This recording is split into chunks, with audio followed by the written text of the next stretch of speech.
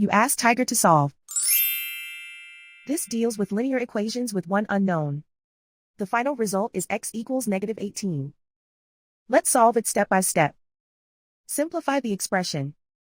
Find the greatest common factor of the numerator and denominator. Factor out and cancel the greatest common factor. Group all constants on the right side of the equation. Subtract 9 from both sides. Group like terms. Simplify the arithmetic.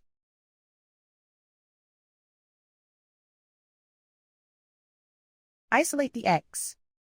Multiply both sides by inverse fraction 6 over -1. Group like terms. Multiply the coefficients. Simplify the arithmetic.